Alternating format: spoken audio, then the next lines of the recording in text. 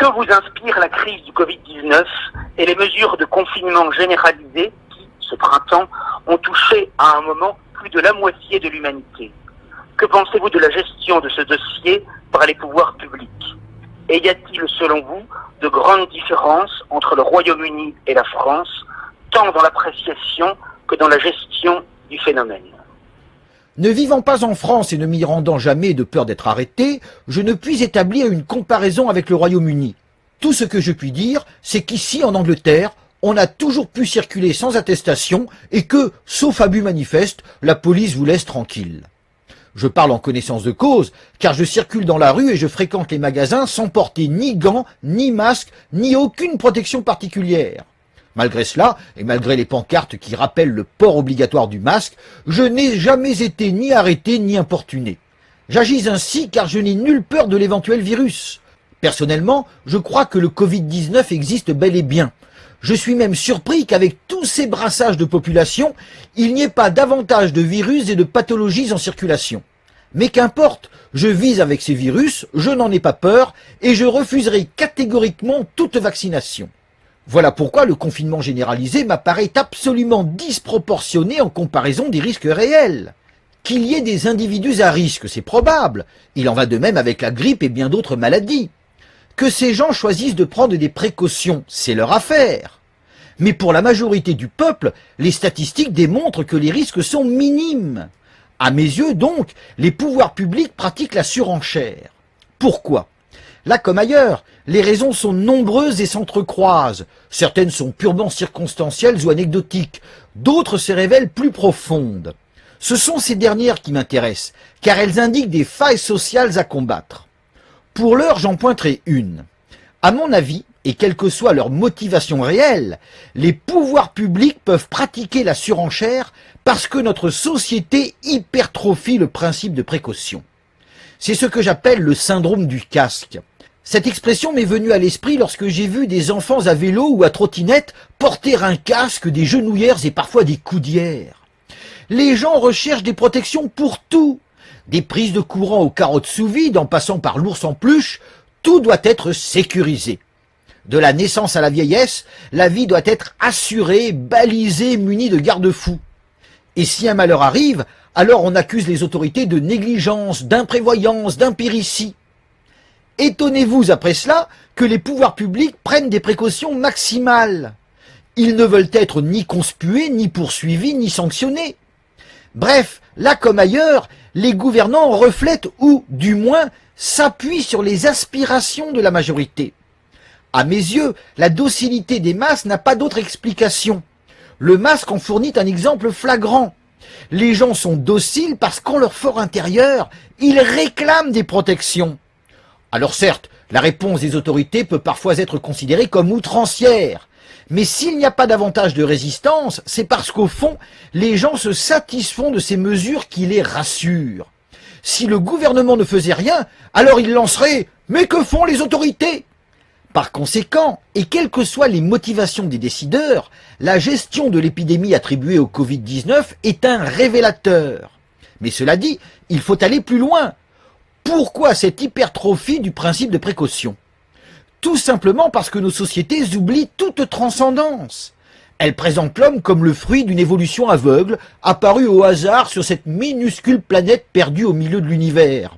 On nous explique que l'évolution ne va nulle part, qu'elle est sans but. L'homme n'est pas la fin de quoi que ce soit. Comme l'huître ou le ver de terre, il n'est que le produit d'un principe purement mécanique appelé sélection naturelle.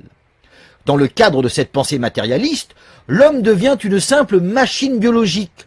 Toutes ses décisions, donc toutes ses actions, sont dictées par des lois physiques. Le libre arbitre n'existerait plus.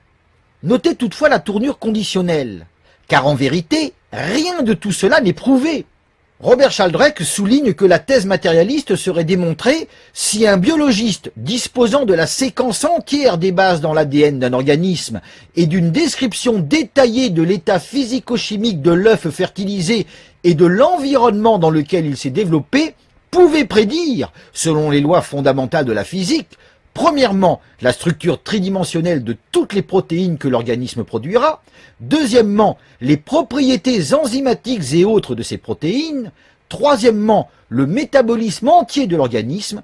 Quatrièmement, la nature et les conséquences de tous les types d'informations positionnelles qui se manifesteront durant son développement. Cinquièmement, la structure des cellules, tissus et organes et la forme de l'organisme en tant que tout. Et finalement, dans le cas d'un animal, son comportement instinctif. Si toutes ces prévisions étaient confirmées et si en outre le déroulement du processus de régulation et de régénération pouvait être prévu a priori, il s'agirait vraiment d'une démonstration concluante du fait que les organismes vivants sont totalement explicables en termes de lois physiques connues. Mais cette démonstration n'a jamais été apportée. La thèse matérialiste qui prétend expliquer la vie et son évolution avec les seules lois physiques reste donc une simple hypothèse. Malgré cela, elle est présentée à la jeunesse comme une vérité scientifique établie. C'est très malhonnête et c'est très grave, car la conséquence logique de cette hypothèse est implacable. Si l'être humain n'est qu'un pur produit de lois aveugles, un simple agrégat de cellules organisées, alors la vie n'a aucun sens. On sort du néant à la naissance pour y replonger à la mort. Par conséquent, tout ce que l'on peut faire, c'est organiser son quotidien pour qu'il soit le plus confortable possible et qu'il dure le plus longtemps possible. D'où, entre autres, ce principe de précaution qui vise à minimiser les risques. Il en résulte ces vies toutes ouatées de précautions, bordées de garde-fous du berceau à la tombe, connues, éprouvées, immuables, qu'Isabelle Rivière dénonçait en 1933. Parlant de celui qui menait ce genre de vie, elle déclarait « Non, certes, il n'a point couru de risque, point de risque en tout cas qu'il ait voulu ni accepter, mais il n'a point non plus couru de chance. Tout ce que la vie tient en réserve pour chacun de nous, de dangereux mais d'admirables, de difficiles mais de féconds, il l'a laissé passer à portée de sa main, les poings serrés de peur qu'on ne l'oblige à le saisir. Et si un virus survient, alors c'est la peur, voire la panique. On se jette sur le papier toilette, sur l'eau en bouteille, sur le riz, puis on exige des mesures de précaution. Les pouvoirs publics ne font que répondre et en profiter. Derrière donc cette gestion délirante du dossier se cache un problème bien plus profond, la perte de spiritualité de nos sociétés.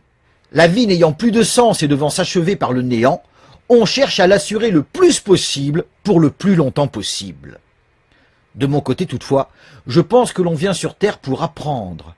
Un texte sacré de l'Inde souligne « Il est un avare celui qui, trahissant sa nature humaine, quitte ce monde comme le ferait un chat ou un chien, sans avoir résolu les problèmes de la vie et sans avoir compris la science de la réalisation spirituelle. » Chaque vie, ici ou ailleurs, est donc destinée à l'apprentissage.